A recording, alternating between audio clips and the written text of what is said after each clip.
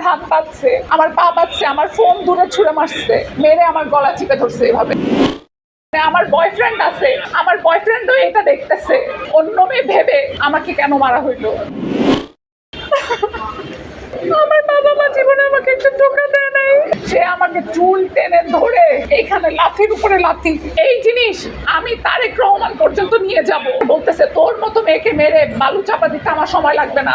এতটা নির্দয় হয়েন না, আল্লাহ বলছে এত নির্দয় হয়েন না। আপনারা আমার অবস্থাটা চিন্তা করেন, আমি ওই রুমের মধ্যে একা, একটা মানুষ নাই, তার যত লোকজন আছে সবাইকে সে বের করে দিছে, দিয়ে আমার হাত বাঁধছে, আমার পা বাঁধছে, আমার ফোন দূরে ছুঁড়ে মারছে, মেরে আমার গলা চিপে ধরছে এভাবে। গলা চিপে ধরে আমাকে বলতেছে বল আমাকে কেন ঘুরাইছিস।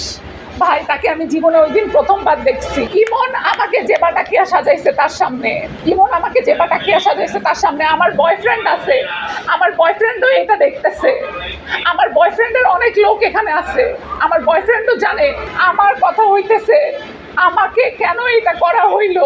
এবং সে আমাকে আমার শরীরের ক্ষত আপনারা সবাই দেখছেন নাকি দেখেন নাই? দেখছি। আপনারা দেখছেন? জি। আমার এইগুলা, আমার বাবা মা আমাকে জীবনে টোকা দেয় নাই।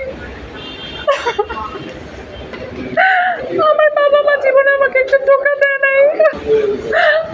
আমার বাবা আমার জন্য চোখের পানি ফেলছে। আমি যদি এক গ্লাস পানি চাই, আমার ভাই, আমার মা, আমার বাবা সবাই দাঁড়ায়। আমরা হয়তো ওনার মতো এত বড় লোক না, কিন্তু আমি আমার বাপ্পার কাছে রাজকন্যা। আমি ওনাকে বলছি আপনার নিজের সন্তান আছে, আল্লাহ রহম করেন। সে আমাকে চুল টেনে ধরে এইখানে লাথির উপরে লাথি, আমার এইখানে আমি হাত দিতে, এই দেখেন এগুলা ফুলে ফুলে আছে, এগুলা তো আমি আপনাদেরকে দেখাইতে পারবো না ভাইয়া অন ক্যামেরায়, আপনারা সবাই ছবি দেখছেন।